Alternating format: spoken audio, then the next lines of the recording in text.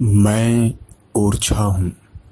न जाने कितने शासकों द्वारा शासित और न जाने कितनी ही कहानियों को आज भी अपने अंदर मैंने जीवित बनाए रखा है। हर उस काल खंड को मैंने जिया है जिसमें शौर्य, छल और अखंडता के हर पहलू विद्यमान थे।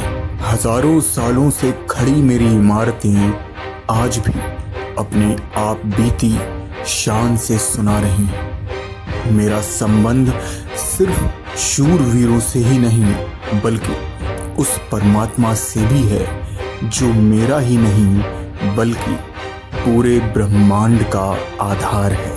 मैं उन श्री राम के मस्तक का तिलक हूँ जिनके चरणों को धोकर बेतवा बहती है। मैं उस भक्ति की पराकाष्ठा भी हूँ जिसने भगवान को मेरी धरती पर आने को मजबूर कर दिया। मैं वास्तुकला का बेजोड़ उदाहरण भी हूँ जिसका लोहा दुनिया मानती है क्योंकि मैं ओरछा हूँ। ओरछा का किला झांसी से लगभग 16 किलोमीटर दूर बेतवा नदी के पास मौजूद है। इतिहास की बात करें तो यह बेहद पुराना माना जाता है। फिर भी अगर इसके निर्माण की बात की जाए तो राजा रुद्र प्रताप सिंह ने इसका निर्माण करवाया था। इस किले का निर्माण वर्ष 1501 में राजा रुद्र प्रताप सिंह ने कराया था। बाद में उसके बाद जो भी ओरछा की गद्दी पर बैठा वह समयानुसार इसकी सुंदरता में 4 चांद लगाता रहा। इस किले में मौजूद राजमहल और राम मंदिर खासे महत्व रखते हैं जिसकी स्थापना राजा मधुकर सिंह ने कराई थी। उन्होंने इस किले पर 1554 से 1591 तक शासन किया था। उसके बाद इस पर वीर सिंह देव का कब्जा रहा जिन्होंने 1605 से 1627 तक शासन किया। जहांगीर महल का निर्माण वीर सिंह देव द्वारा कराया गया जो कि दोस्ती की एक मिसाल के रूप में आज भी देखा जाता है। इस किले की खासियतों की बात की जाए तो इसका एक बड़ा प्रवेश द्वार सबसे खास प्रतीत होता है। यह लोगों को एक खुले चतुर्भुज यार्ड की ओर लेकर जाता है जो कि चारों तरफ से महलों से घिरा हुआ है। इनमें जहांगीर महल व राजमहल को मुख्य माना जाता है। इसके अलावा यहाँ के उद्यान, मंडप और मंदिर आकर्षण का केंद्र हैं। जहांगीर महल तो अपनी शानदार वास्तुकारी के लिए पसंद किया जाता है। इसके बनने के पीछे एक दिलचस्प कहानी भी बताई जाती है। इसके अनुसार बताया जाता है कि मुगल शासक अकबर ने अपने बेटे जहांगीर को नियंत्रण में लाने के लिए अपने खास अबुल फजल को जिम्मेदारी सौंपी। इसकी जानकारी जब जहांगीर को हुई तो उसने वीर सिंह नाम के राजा को उसको रोकने को कहा।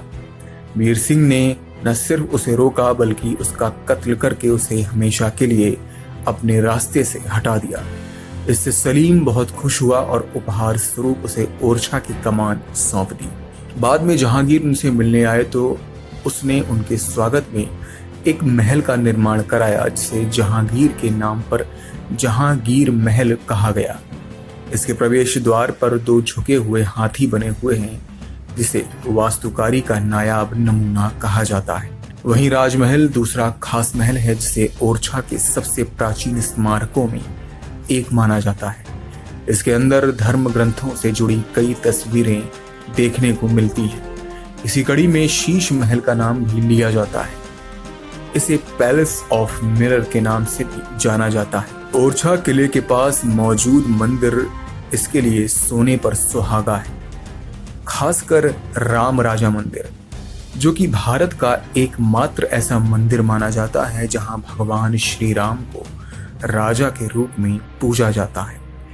यह भी जहांगीर महल के तरह अपने अंदर एक कहानी छिपाए हुए है।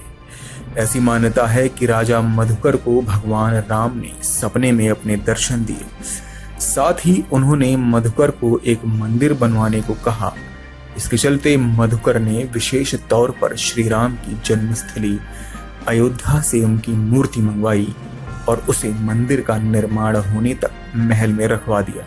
बाद में भगवान ने दोबारा सपने में जाकर मूर्ति महल से ना हटाने के लिए कहा तो उन्होंने महल को ही मंदिर बना दिया। इस मंदिर चतुर्भुज की वास्तुकला का एक खास और प्रभावशाली टुकड़ा है जो मंदिर में मूर्तियों के लिए बनाया गया था। ओरछा के पश्चिम में एक पहाड़ी पर बना लक्ष्मी नारायण मंदिर और चतुर्भुज मंदिर भी देखने लायक है। जहां चतुर्भुज मंदिर 4 भुजाधारी भगवान विष्णु को समर्पित है, वहीं लक्ष्मी नारायण मंदिर की दीवारों पर बनी झांसी की लड़ाई अपनी तस्वीरों के लिए बेहद प्रसिद्ध है।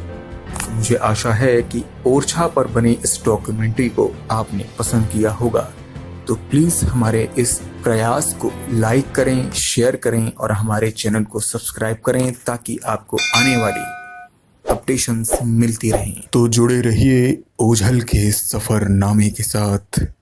धन्यवाद।